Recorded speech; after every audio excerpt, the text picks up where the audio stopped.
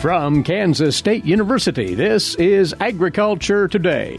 Eric Atkinson with you, and here's what's ahead. K-State's Dan O'Brien offers his updated projection on the wheat price trend following the USDA's monthly grain supply and demand report released this week. That's the central topic of Dan's grain market segment for this week.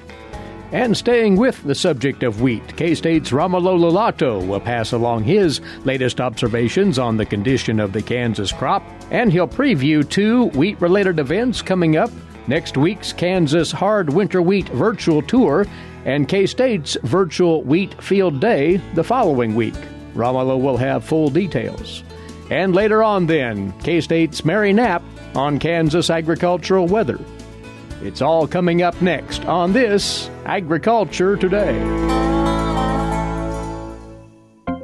Make hand washing a healthy habit everywhere you go. Wash your hands with soap and water for at least 20 seconds, especially after going to the bathroom, before, during, and after preparing food, and before eating. If soap and water aren't available, use a hand sanitizer that has at least 60% alcohol. Life is better with clean hands. A message from the Centers for Disease Control and Prevention. Welcome to our Friday edition of Agriculture Today. As you'll notice over the next several minutes, our principal theme today is wheat. With the weekly grain market outlook and comment, wheat will be center stage. Joining us once more is Dan O'Brien, grain market economist, K-State Research and Extension, from his office in Colby, Northwest Kansas. And Dan, we have new numbers from the USDA as part of its monthly grain supply and demand report this past Tuesday. We have the first production estimate for the Kansas wheat crop of the season. Yes, 305 million bushels, 305.5. Of course, this survey was, as all these surveys are, it was done at some past period of time, representing near the 1st of May. About that same time, and since then, we've had ongoing concerns about two big issues. First of all, freeze damage in parts of the state, again, worse in some as opposed to others. And following our colleagues, Romulo and Lucas Haig, Jeannie Falk, and the whole bunch, again, we have to wait and see how the crop comes out on that. So with wheat tours coming up, virtual even, it'll be good to see where we're at. So we have that. And you look at the U.S. drought monitor map and look at the expansion of dry areas and seriously dry areas into parts of Southwest, really a good chunk of all of Western Kansas. And again, it's an emerging, expanding area. So eventually we'll get talking about this. But, so when I look at these numbers and see what the USDA had done on their May supply-demand balance sheet for U.S. wheat, I guess I'm inclined to, yes, see what that says, see if we agree with it or not. And by the way, I think the price forecast at the stocks use they have at 460, is probably 20 cents too low, just given historically where things would be. So if it's 460, maybe 480. And if you start to look at 100 million less bushels of winter wheat in the U.S., so instead of 730 some, 630 some, everything else being the same, it makes a difference in terms of bottom line stocks to use and price projections, price expectations, really, for this coming marketing year starting June 1. And in fact, that's expressed in your price projections, which we'll get into in just a moment. But staying on that USDA report, the rest of the world's production, what is the USDA saying right now? Well, in terms of the overall world, you've got the aggregate ending stocks to use is 40-some%, never been higher, a record high. But we're into this issue again of how do you adjust for the large stockpiles that China has in their desire not to be caught short on supplies. So again, 41-some% stocks to use with everything all thrown in as the USDA estimate. If you take out what China has, then world ending stocks to use is kind of in the middle. It's not the smallest it's ever been, but it's really somewhat closer to like 24%. So again, Chinese stocks, and we understand their purposes, especially now. They've had their own challenges in dealing with 1-2 rounds of either swine or human diseases. So the last thing you want to be caught short on in a situation like that is food. So, and especially wheat. So they're building up stockpiles again. We're seeing this in other grains too. They kind of shifted away from moving some of those stockpiles down. Anyway, the point is that if the market only looks at the aggregate numbers, well, gosh, we're awash in wheat. If they look at what's available to the market, we're not so abundantly overwhelmed as those aggregate numbers would say. Well, Dan, bringing it back, though, to U.S. production, and as you hinted a second ago, if certain scenarios fall into place, then the wheat price outlook becomes a bit brighter. What are the two scenarios that you've put together here to come up with this analysis? Well, on these, you use your best judgment. And it's probably to give the USDA its due on yields, on supply-demand numbers, et cetera, and think in terms of, say, a 3 out of 5 chance, 60% that, one thing or another, maybe for all the right reasons, maybe for some wrong reasons that work together, but let's say that's right. And they're projecting about 44% stocks to use, 159 days of usage of wheat, and a price of $4.60. Now, again, I said earlier about 44% stocks to use. That looks like more like $4.80 to me, but there's some variability. If you come in and look at drought, freeze damage, knocking off just winter wheat in the U.S., different types of winter wheat, but just winter wheat, 100 million bushels less, everything else the same, you're down to about 39% stocks to use, and 480 looks closer to 525. If you use this USDA's same conservativeness, it'd be more like 515 to 525. So basically up about 40 cents. And if mainly because of this building of stocks, I wouldn't call it hoarding. I'd call it safety strategery on the part of these countries. If U.S. exports go up just 50 million bushels, and they're projected to be 950 if they go up 50 to 1 billion bushels, which we've seen that a number of times in the past, you tighten things down more to 36%, and you add in about another 25 cents on that. So here people are hearing this KSU economist saying there's about a 60% chance the USDA's conservative number is right, and about a 40% chance that through some combination of factors, that USDA production number could be lower for winter wheat and U.S. wheat, everything else the same. It looks like there's some likelihood that we'd have a little more optimistic price prospects than the USDA is showing. Just 100 million bushels in what is a moderate stocks use situation. It's not 55, 60% ending stocks. We're projecting about 44.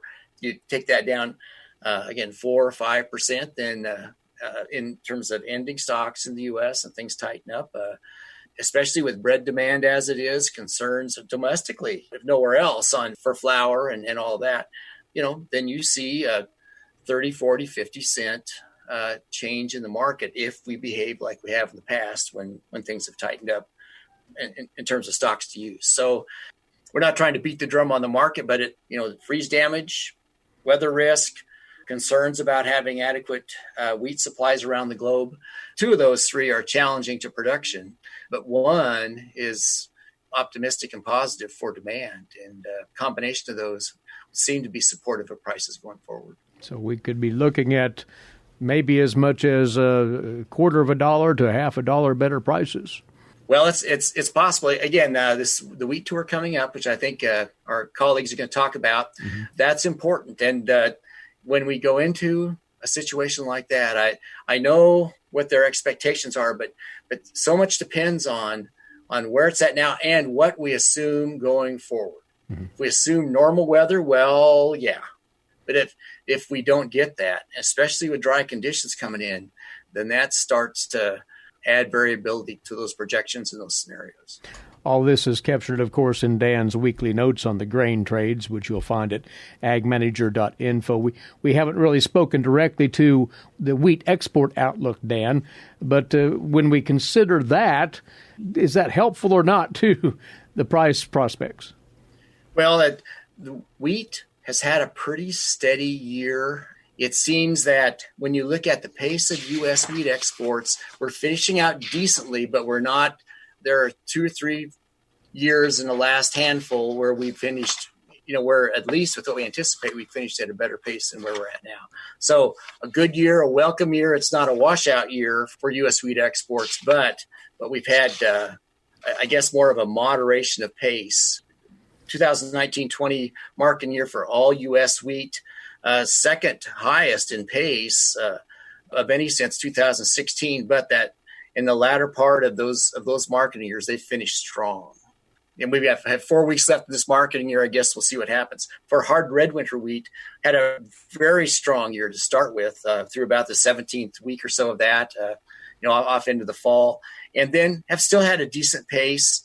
But there's a couple years, the 16, 17, 17, 18 marketing years where we were ahead of where we're at now. Still, these marketing years that we're having, they're sure better than where we were in 15, 16 and 18, 19. So I think that combined with, again, enthusiastic demand on the domestic side made for a fairly decent price year for the grains. And really, when you look at the 4 of the major crops we grow in Kansas, corn, soybeans, grain sorghum, and wheat, you've got grain sorghum having a resurgence based on export demand right now to China in particular. Wheat holding it pretty decently price-wise. Where we've been struggling more has been, of course, on the corn with worries about ethanol and livestock feeding and on soybeans, while South America's in front of us with their post-harvest supplies. Well, things to ponder as per the wheat market outlook. Again, agmanager.info has Dan's updated comments and notes on that trade. As always, Dan, many thanks to you. Thanks, Eric. Take care. Dan O'Brien with us, grain market economist, K-State Research and Extension. And as noted earlier, next up we'll have K-State agronomist's latest take on how the wheat crop looks currently around and about the state of Kansas. He'll be with us next on Agriculture Today. For information on threatening weather, you should depend on the National Weather Service and their broadcast on NOAA Weather Radio. NOAA Weather Radio is an all-hazards radio network that provides up-to-the-minute weather information, including life-saving warnings anytime, day or night. NOAA Weather Radio also broadcasts information on man-made disasters, such as chemical spills, amber alerts, or other national emergencies. For the National Weather Service, I'm Bill Curtis. For you next on this Agriculture Today, an update on the condition of the Kansas wheat crop, along with multiple opportunities for you wheat producers to learn more about wheat performance through a series of events coming up virtually here in the days ahead. With us once more is wheat production specialist Romulo Lollato of K-State Research and Extension. It's been a couple of weeks since we last touched base with you, Romulo. We've the 2 primary issues, drought in parts of Kansas, and the other would be how well wheat has bounced back from the freezes of a couple of weeks ago. Definitely, Eric. At the moment, that's the story of the Kansas wheat crop, right? It's either under drought stress or trying to grow out of the freeze. And so recently we looked at the amount of rainfall that we had in the entire season, right? Roughly from September until May 5th. And in many parts of the state, including parts of central Kansas and also especially southwest Kansas, we were as much as 5 inches behind our normal precipitation for the growing season. More recently, just from January until beginning of May, the north central part of the state, as much as 4 inches behind our normal precipitation. So we were seeing several signs of drought stress, even in central Kansas. So those kind of included that bluish color to the canopy, the top leaves rolling, right? And some of the bottom leaves started to dry out. That will be in the central part of the state. As I moved to southwest Kansas, things got actually quite bad. We were seeing very, very thin canopies, very short crop as well. So it's a longer term drought. So we could really see that it was taking a toll on the crop, not just leaf rolling and things that I just described, but really very thin crop, very short crop, already at the boot stage, but many times 12 inches tall. Lower leaves were essentially gone, right, from that drought stress. And it's like a pineapple-like type of plant, just very rolled up leaves and spiky like that. So drought has been really taking a toll in parts of the state. If we look at now more recently, this precipitation that we had this week, we had quite a bit of precipitation actually in the south central part of the state. Mm-hmm. Parts of like Reno County and south there, we might have gotten up to 2 or close to 3 inches of precipitation, which definitely helps the crop in that part of the state. But north central Kansas, we didn't get as much. Perhaps we got 0.2, 0.3 inches in that part of the state. And as we go to southwest Kansas, we got virtually no rainfall up to this week. But a timely rain for those fields that remain and are under stress, at this point of the production season, will that rain help enough to at least allow for a relatively decent yield, Romulo? It will, Eric, for the most part. So again, in that trip that I made out west, up to about Lane County, I was finding some very good yield potential. And really even in Wichita County, as far as west as Wichita County, I found some pretty good yield potential that if we have a good amount of moisture coming up, some of those fields might make 50, 60 bushels per acre still. But at the same time, just across the road, you had a field there that maybe had a potential of 15 bushels per acre if everything went right from here until the end of the season. And so as we move west, probably from that Scott County region, Finney County region, we have more and more fields that are very scattered and very spotty like that, and the yield potential is quite low. So it's kind of like a hit and miss, right? A large portion of that southwest corner of the state, if we think back in the fall, it really didn't emerge until January or so.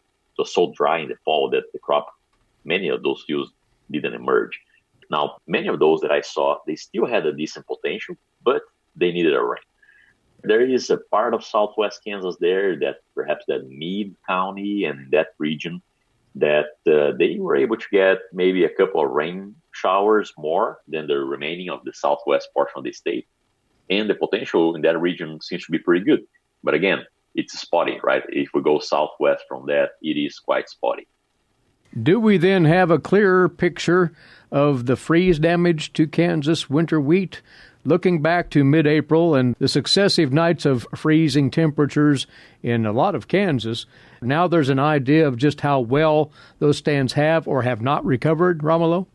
So, Eric, we are having a better idea, but still a lot of that, the actual recovery, of course, it will depend on the conditions here moving forward, right? Mm-hmm. We are seeing that fields that were planted earlier and the crop was a little bit further along in that north-central part of the state, we saw that the crop lost a good number of tillers from that freeze. Now, right now, we can see that those tillers are in the lower canopy, right? So they never grew, they never developed, so they are there in the lower canopy. And many times we're seeing that maybe we lost 30 or even 40% of those tillers. Now, can the secondary tillers make up for that loss in the primary ones? Well, they could, as long as we have good and moist conditions, which definitely has not been the case for the north-central part of the state. So still, for the most part, right, we can see that a couple of different situations. We either see that a lot of the bottom leaves, they're essentially burned back. A priori, you might think that that's something related to the drought, but if you look, there's really symptoms that those leaves were burned back by the freeze in many cases. But the other upper canopy, whenever there was moisture, it's kind of recovering. So that's one of the situations that we see. And the other one is we just see that many of those tillers were actually lost. And so in either case, weather from here moving forward will be crucial in telling us whether that those secondary tillers will be able to make up for the lost primary ones, and whether the amount of new leaves produced will be enough to produce the photosynthase that the plant needs from here moving forward. So again, we will need moisture to make sure that happens.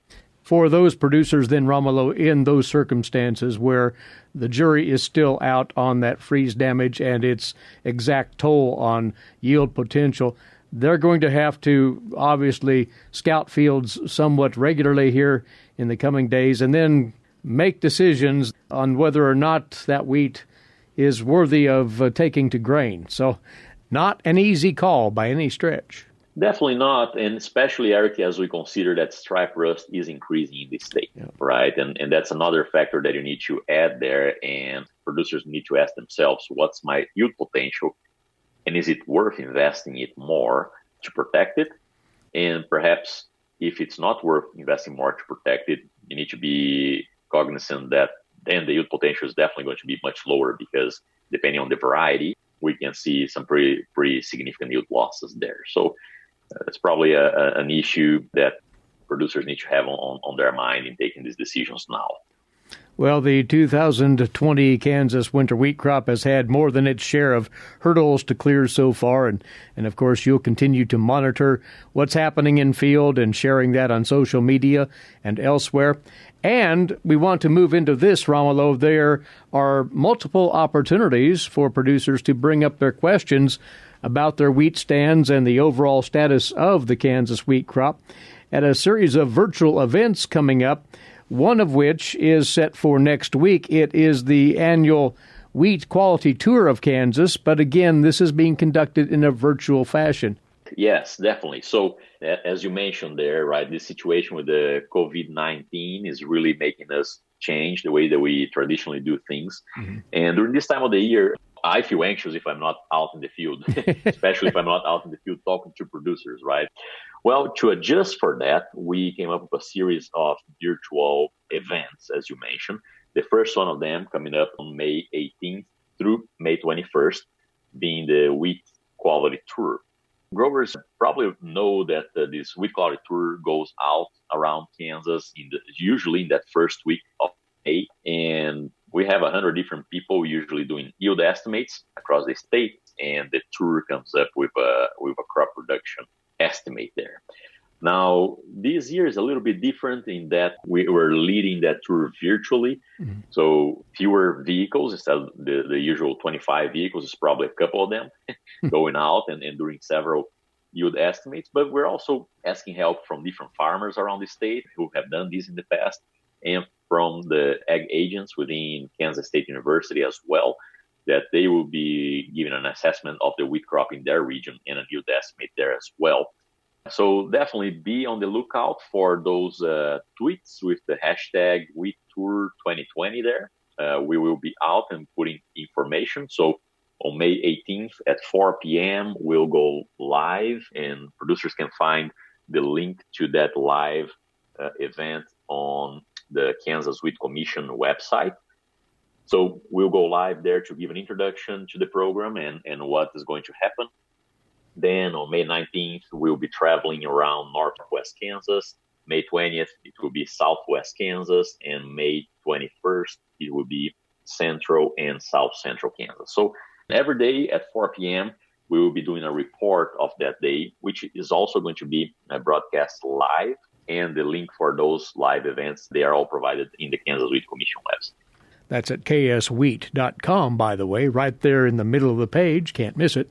In addition to the virtual wheat tour next week, K-State Research and Extension will be conducting a virtual wheat field day, live online the following week. And if you'd stand by after the break, Romulo, we'll talk more about that.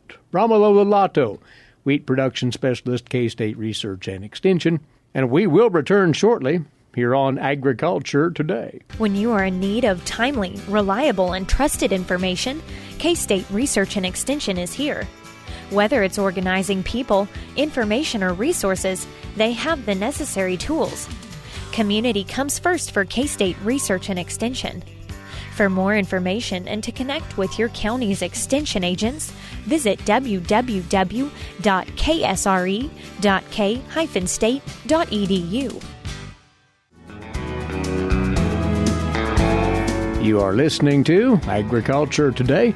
Eric Atkinson here, and back with K-State wheat production specialist Romulo Lollato. He's in the midst of telling us about several wheat-related events that K-State will have a hand in over the next few weeks for the benefit of you producers. And just a few moments ago, Romulo, you outlined the 2020 virtual Kansas Hard Winter Wheat Tour. That's going on next week, Monday through Thursday, and you'll be a lead participant in that event. But tell us more about this K-State Virtual Wheat Field Day. It's set for the week after next over a couple of evenings. And again, this will be a live online presentation. What are the specifics? Yes, Eric. So for our idea there for this virtual wheat field day, and probably we should call it field evening, right? Because we're going to be there during the evenings, actually. It's a 2-day event where the specialists will be presenting what they have been up to, and growers will have the chance to ask questions, right? So in the first day there on May 27th, I will be talking about variety selection. Eric DeWolf is going to give an update as well on the disease conditions around the state. And Lucas Haag, the Northwest area agronomist, is also going to be talking about wheat variety selection for Northwest Kansas. Folks who are going to watch that event will also have the chance to meet Kelsey Anderson, who is the new extension plant pathologist at K-State. That will be all in the first day. And we'll have a discussion panel in the end where we're going to tackle any questions coming from growers. Then on the second day, on Thursday, May 28th, again, we're starting at 7 p.m., right, on the evening. Then we will have Alan Fritz discuss varieties for Central Kansas within his breeding program. So remember that he's the wheat breeder for K-State for Central Kansas. Then we'll also have Gurong Zhang, who is the wheat breeder for K-State on Western Kansas, discuss varieties from his program for the western portion of the state. And then finally, we'll have Stu Duncan, area agronomist in North Central Kansas, discuss some variety selection options for Central Kansas. And folks will also have the chance to listen from Aaron Harris from the Kansas Wheat Commission about some of the research that has been sponsored by the Kansas Wheat Commission and the Wheat Checkoff dollars in recent years. So very exciting couple of evenings there. Again, May 27th and 28th, starting at 7 p.m. on YouTube, right? So make sure that you have the link. It's just a very easy click to the link, and you will be taken to that YouTube page. There will be streaming live May 27th, 28th at 7 p.m. And that link to that YouTube feed can be found on the agronomy website out of K-State as well as the Kansas Wheat website, correct, Romulo? That's correct. And also we're sending these out as an e-update and on my Twitter and Facebook pages, which are at KSU Wheat. They can also be found there. So there's a flyer for the event, and you can open that flyer and just click on the link. Well, again, a virtual wheat field day over 2 evenings' time, Wednesday, May 27th, Thursday, May 28th, each session starting at 7 o'clock, and an outstanding opportunity for you growers to have your questions answered at either or both of those. Check them out. And lastly, Romulo, to mention that many extension offices in the counties and districts around Kansas typically host their local wheat plot tours at this time of the year. Those will not be taking place as normal, but some arrangements have been made as well to present those virtually likewise, you say. Yes, Eric. So we understand the importance of the local discussion. So we are working with ag agents who would like to put those together in a virtual manner. And so it's still a little bit open how many of these will be performed, but I'm thinking that we'll probably do a good 15 or 20 local plot tours this year. They will be virtual, and they will be made available on social media as well. So be on the lookout for that as well. Contact your local extension agent for more information on that local program. But we're also trying to serve the local community there as best as we can, despite these unprecedented challenges that we have. Right. The information will still be out there for you producers to take in these various virtual ways. Look into those, and you will be, in fact, by virtue of all of this, on the road quite a bit, Romulo, in the days ahead. So looking forward to hearing back from you on what's happening with Kansas Wheat and taking part in these various events over the next couple of weeks. Thanks as always, and we will be hearing from you again quite soon. Thank you, Eric. K-State Research and Extension Wheat Production Specialist, Romulo Lollato. And suitably, next up is this week's Kansas Wheat Scoop with Marcia Boswell. Marcia? Total precipitation received across Kansas during the 2020 wheat growing season is anywhere from 5 inches below normal to close to normal in central and western Kansas. These numbers indicate that severe long-term drought stress has been established in parts of the state. Several wheat fields in north-central Kansas are showing symptoms of short-term drought stress. These symptoms are sometimes coupled with damage from the recent freeze events, which cause abortion of older leaves and yellowing of lower canopy to be more pronounced. In western Kansas, many fields are showing long-term symptoms of drought stress, including extremely reduced plant height and maturity acceleration. Many of the fields are achieving later stages of development at only 9 to 15 inches tall. The lack of growth will not only reduce the crop's yield potential, but also create difficulty during harvest. The combination has led many southwest Kansas growers to abandon their wheat fields and terminate them to plant a summer crop. In addition to drought and freeze damage, several new occurrences of stripe rust have been reported in the last couple weeks. So far, incidence has been generally low, about 1%, and reports have been limited to the lower to mid canopy. There is evidence that disease incidence is increasing at some locations, and producers should continue scouting efforts. Lower canopy infections are less likely to result in yield reductions. When environmental conditions are favorable, extended periods of dew, for example, infections in the lower leaves may spread to the upper canopy and neighboring plants, resulting in reduced yield. Spread within a field and symptoms that have moved to the upper canopy may warrant a fungicide application. To preserve yield, it is critical to protect the flag leaf. Stripe rust presents with characteristic yellow lesions that form in narrow bands across the leaf. It is important to walk into the field during scouting campaigns and to move the canopy aside to get a good view of lower leaves. Walking several parts of the field is a good idea, as stripe rust may be easy to miss from the edge of the field. If you find stripe rust in your county, please send a report to your local extension agent with photos of symptoms if possible. Additional information for fungicide decision-making can be found in publications linked on our website at kswheat.com. For Kansas Wheat, I'm Marcia Boswell. Thanks, Marcia, and we'll return with more on Agriculture Today. Social distancing slows the spread of coronavirus, so if you have a fever, dry cough, and shortness of breath, call your healthcare provider before going in. More info at coronavirus.gov. Let's all do our part, because we're all #AloneTogether. Brought to you by the Ad Council. Coming your way now on Agriculture Today, our weekly get-together with K-State Research and Extension climatologist Mary Knapp. She has the latest on the Kansas agricultural weather scene. Well, we've, for one thing, Mary, the past several days, severe weather in Kansas, and apparently our first confirmed tornado of this season. That's right, Eric. There was a report of a tornado 8 miles south of Council Grove yesterday evening. There was a number of hail and wind reports to accompany that.